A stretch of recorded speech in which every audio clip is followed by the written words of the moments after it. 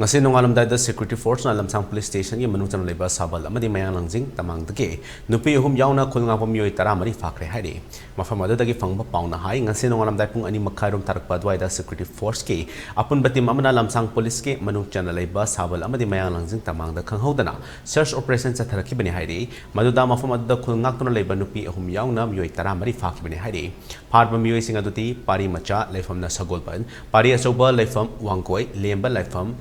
Luker Athoiba Lefamna Haurang Ketel, Munat Lefamna Kamo, Kangla Lefamna Langtaba, Chingsang Lakpa Lefamna Langtabal, James Lefamna Fumlo, Bobo Lefamna Poka Amadi, Liklai Lefamna Haurang Ketel Dagini Hadi, Mafamada Dagi Security Forcing na Carbine Manga AK-47 Rifle Ama 303 Rifle Ama Insas Rifle Ama 9mm Pistol ani Amadi Double Barrel Ama Yauna Kapayari Bamaru Kaya Su Fagat Pangau Kibagolena Vespa Gari Ama Activa Ama Bit car ama gypsy ani amadi safari storm car ama so fagat pangam ki haide farba mioi sing adu mari leinaba police station singda sinakre haide pawsin makhatana hai combined force na Mayanglangjing Tamang amadi Kameng Sabal da khanghodana thibo humbagi thabak chatharakpada mafam adu leiriba maira paibi miyamna khulngakpa sing phaba yaroi haiduna security force sing adubu thingna bo na ki security force tagi miyam adubu tankhaina bo honara buda tiya gas na chingba kaya ama su kapke thodo adu da maira paibi mari aso apan nang ki thodo adubu khunja sing na pe da phungdo pagolena maram pidna kuki militant sing na lamdam asda landara pu matam da miyang ki punsi kanaba madi Manipur ki apun bagi saktam ngakna balai riba khulngakpa sing bu maram pidna phaki ba haibasi miyam ne yabang amloi athubu matam da fajan ki ba khulngakpa thadorak da bani kari gum thadorak da taram da akan ba khungjang sangsing kani haina phungdorak le thodo asiga mari leina na mafam atu lai riba ELITETV ke paumi 79 take pautum ama tamina sei aino ji lejeriba mafam asi akogi Langjing Tamang Kameng Sabal hariba mafam adani hariba mafam asida ngarang akoi ngarang mak akogi nongalamda gi pung ani makhairom tabu matamda akogi central force amadi state force hariba ani sina changsilaktuna akogi khungang anabagi damukta akogi seida volunteer mayam ama akogi training tawduna lairiba volunteer mayam ama nupa taramathoi amadi nupi macha ahum yauna mioi 10 makoina pharaga pukre hariba mioi sing asi phakriba mioi sing asi akogi khun akogi kuki lalhobu singna mayum makai mai thadok pikraba amadi akogi mama mapa hatok pikraba mayamba hatok pikraba adugumlaba mioi ngaktani hariba mioi sing asina tholaklaga akoju Manipur gi iramdam ireiba sikaiba yaroi haibagi damakta akogi khunga ani haiduna akogi local volunteer oina akoi training khara tawraga lejabani haiba wafam akogi laibiriba mafam asida laibiriba imai bel singna phongdok pirakpagi matungina akoida pirai hariba phongdok riba wafam sing asina akogi hariba phakriba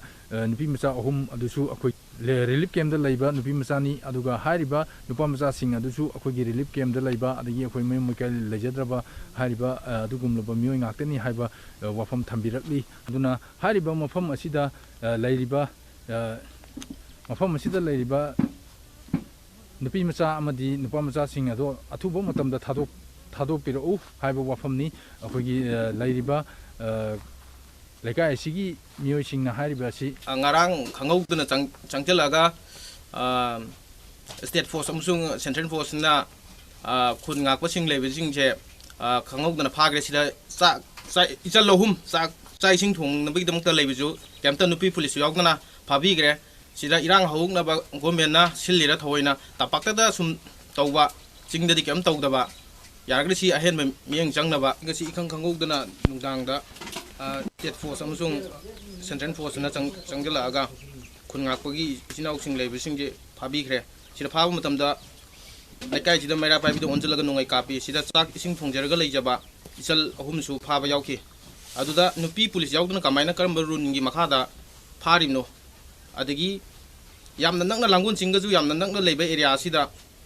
kukina mamang thakta nungai kapsali chengkhatki haibna leiriba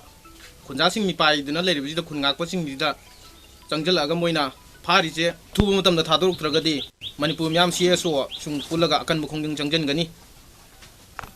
ꯆꯦꯟꯁꯜꯂꯒ ꯃꯌꯥꯝ ꯃꯩꯔꯥ ꯄꯥꯏꯕꯤ ꯃꯌꯥꯝꯁꯦ ꯆꯦꯜꯂꯒ ꯒꯥꯔꯤꯁꯦ ꯈꯥꯝꯕꯤꯌꯣꯅ ꯑꯩꯈꯣꯏꯅ ꯂꯥꯎ ꯈꯣꯡ ꯇꯧꯕꯅꯦꯕ ꯑꯗꯩꯗꯣ ꯃꯣꯏꯅ ꯑꯩꯈꯣꯏꯗ ꯆꯪꯉꯛꯀꯅꯣꯅ ꯁꯤꯕꯥꯏꯅ ꯌꯥꯝ ꯊꯤꯡꯉꯦꯕ ꯑꯗꯩꯗꯣ ꯑꯩꯈꯣꯏꯅ ꯆꯤꯡꯗꯗꯤ ꯀꯩꯅꯣ ꯇꯧꯗ꯭ꯔꯒ ꯁꯤꯗꯩꯁꯤꯗ ꯇꯧꯕꯤꯒꯅꯣ ꯑꯗꯨ ꯑꯝꯇ ꯀꯩꯅꯣ ꯇꯧꯕꯤꯌꯣ ꯒꯥꯔꯤꯁꯦ ꯈꯥꯝꯕꯤꯌꯣꯅ ꯑꯩꯈꯣꯏꯅ ꯆꯦꯟꯁꯤꯟꯕ ꯀꯥꯟꯁꯤꯗ ꯃꯣꯏꯅ ꯀꯥꯞꯄꯛꯑꯒꯦꯅ ꯍꯥꯏꯕ ꯑꯗꯣ ꯑꯩꯈꯣꯏꯅ ꯃꯣꯏꯁꯤ ꯀꯨꯀꯤꯗꯗꯤ ꯉꯝꯗ꯭ꯔꯒ ꯑꯩꯈꯣꯏꯗꯤ ꯀꯃꯥꯏꯅ ꯀꯥꯞꯇꯣꯏꯅꯣ ꯀꯥꯞꯄꯣ ꯍꯥꯏꯕꯗ ꯅꯣꯡꯃꯩꯁꯦ ꯐꯠ ꯀꯥꯞꯄꯅꯦꯕ ꯑꯗꯨꯒ ꯑꯩꯈꯣꯏꯗꯣ ꯎꯄꯥꯏ ꯁꯨꯡꯂꯩ ꯂꯩꯇꯕ ꯍꯥꯏꯇꯥꯔꯦ ꯑꯉꯥꯡ ꯅꯨꯄꯤ ꯃꯆꯥꯁꯤꯡꯗꯨ ꯃꯌꯨꯝ ꯃꯩꯀꯩ ꯂꯩꯖꯗ꯭ꯔꯕ ꯔꯤꯂꯤꯐ ꯀꯦꯝꯗ ꯂꯩꯕ ꯑꯗꯒꯤ ꯃꯥꯒꯤ ꯃꯄꯥ ꯑꯃꯁꯨꯡ ꯃꯈꯨꯔꯥ ꯀꯩꯀꯥ ꯀꯥꯏꯅꯔꯝꯕ ꯅꯤꯡꯕ ꯀꯥꯏꯕꯗꯒꯤ ꯑꯉꯥꯡꯁꯤꯡꯗꯨ ꯈꯨꯟ ꯉꯥꯛꯄ ꯑꯉꯥꯡ ꯉꯥꯛꯇꯅꯦ ꯍꯥꯏꯕ ꯈꯨꯟ ꯉꯥꯛꯄꯒꯤ ꯂꯩꯖꯕꯅꯦ ꯍꯥꯏꯕ ꯑꯗꯩꯗꯨꯗ ꯁꯨꯃꯥꯏꯅ ꯅꯨꯄꯤ ꯄꯨꯂꯤꯁꯁꯨ ꯌꯥꯎꯗꯅ ꯅꯨꯄꯥꯈꯩꯅ ꯁꯨꯃꯥꯏꯅ ꯐꯥꯔ ꯈꯣꯠꯂꯒ ꯇꯧꯕꯁꯦ ꯁꯤꯁꯤꯗꯤ ꯌꯥꯝ ꯄꯦꯟꯗꯦ ꯌꯥꯝ ꯅꯨꯡꯉꯥꯏꯇꯦ ꯑꯊꯨꯕ ꯃꯇꯝꯗ ꯊꯥꯗꯣꯛꯄꯤꯌꯣꯁꯦ ꯍꯥꯏꯖꯅꯤꯡꯉꯤ ꯃꯈꯣꯏꯅ ꯀꯥꯞꯄꯝꯂꯤꯕ ꯅꯣꯡꯃꯩ ꯃꯔꯨ ꯑꯗꯨꯁꯨ AK-47 ꯒꯤ ꯃꯔꯨꯅꯤ ꯑꯗꯨꯒ ꯑꯃꯅ ꯇꯤꯌꯥꯔ ꯒ꯭ꯌꯥꯁꯅꯤ ꯍꯥꯏꯔꯤꯕ ꯇꯤꯌꯥꯔ ꯒ꯭ꯌꯥꯁ ꯑꯃꯗꯤ AK-47 ꯃꯔꯨꯁꯤꯅ ꯑꯩꯈꯣꯏꯒꯤ ꯏꯃꯥ ꯏꯕꯦꯜꯂꯣꯝꯗ ꯑꯣꯟꯁꯤꯜꯂꯒ ꯗꯥꯏꯔꯦꯛ ꯀꯥꯞꯄꯝꯕꯅꯤ ꯍꯥꯏꯕ ꯄꯥꯎꯗꯝꯁꯨ ꯊꯝꯕꯤꯔꯛꯂꯤ ꯍꯤꯔꯝ ꯑꯁꯤꯒꯤ ꯃꯇꯥꯡꯗ ꯄꯥꯎꯗꯝꯖꯔꯤꯕ 79 ꯂꯥꯏꯁ꯭ꯔꯝ ꯏꯂꯤꯠ ꯅ꯭ꯌꯨꯁ ꯂꯥꯡꯖꯤꯡ ꯇꯃꯥꯡ ꯀꯃꯦꯡ ꯁꯥꯕꯜ